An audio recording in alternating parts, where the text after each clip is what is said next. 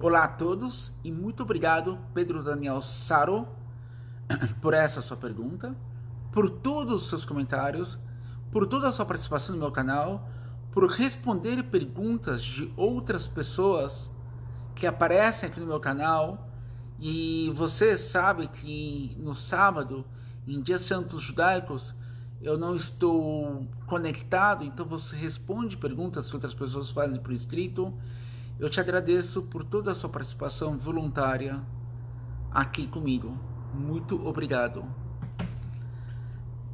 A sua pergunta dessa vez é assim: vocês eram politeístas e se tornaram monoteístas com os persas? Não, não é assim. Bom, no conceito bíblico da nossa fé, o primeiro casal de humanos eram Adão e Eva. Em hebraico, Adam, que vem de Adamá. Apareceu aqui um menino. Estou aqui numa sinagoga, aqui em São Paulo, que eu gosto muito hoje. Aqui estou eu. E, bom, é isso. Então, olá, filhão. Bom dia. Bom dia. Então, o primeiro... Obrigado por participar, filhão, aqui comigo.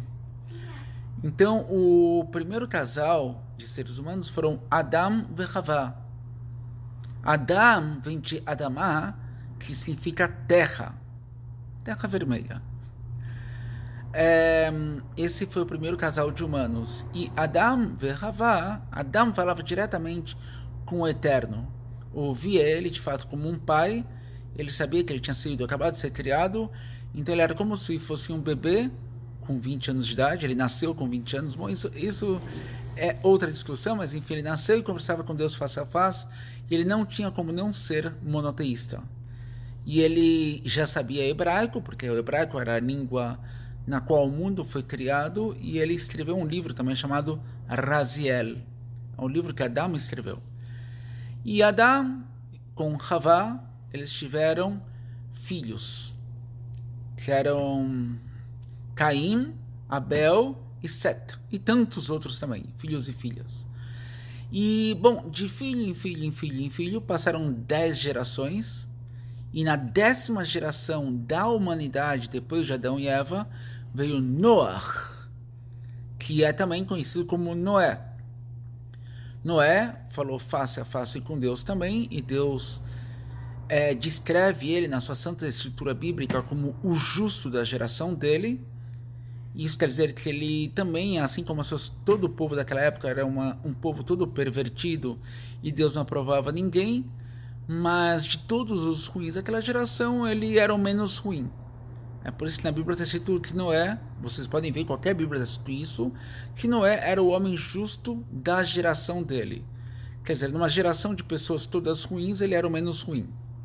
Era o justo comparado a tudo aquilo que era daquele mundo naquela época.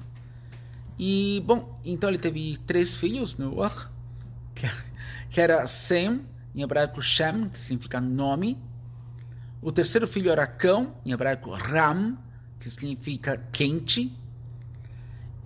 E a fé, que em português é Jafé, e significa bonito.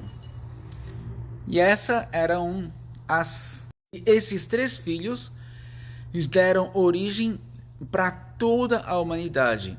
Do povo de Ram vieram todos os norte-africanos e todos os asiáticos. Você vê os nomes deles, são os nomes das nações e dos países até hoje. Depois de Shem ou Sem vieram todos os semitas. E de Jafé, o bonito, vieram todos os gregos e norte-europeus. E daí você vê então a origem dos povos, das etnias daquela época. E bom, e depois de mais 10 gerações, depois de Noé, de geração em geração depois de Sem, veio Abraão. Em português, Abrão, em hebraico, Abraham, em árabe, Ibrahim, que é o pai do monoteísmo, o pai das nações, do que veio depois a ser todas as religiões monoteístas da história. Então, se vocês eram politeístas, não éramos politeístas. Abraham mesmo vivia numa cidade de politeístas, o pai dele era politeísta. Existe uma história no Talmud que fala que o pai de Abraão vendia estátuas. Então Abraão, ele tinha... As histórias de Abraão são tantíssimas e são lindas. Mas que chegou uma hora que ele pegou um martelo e quebrou todas as estátuas e colocou o martelo que estava na mão dele na mão da estátua mais alta e mais forte. E quando o pai dele perguntou quem fez tudo isso, ele falou, teve uma briga de estátuas aqui para ver qual que era mais forte, eles começaram a disputar, aí então a mais forte de todos pegou o martelo e destruiu todas as outras. Aí então o pai de Abraão falou, não existe isso, como assim, são só estátuas, eu que fiz essas estátuas, como assim que uma quebrou a outra e brigaram? Estátuas não brigam, elas são inanimadas. E aí Abraão falou, papai, eu gostaria que você ouvisse as palavras que você acabou de pronunciar.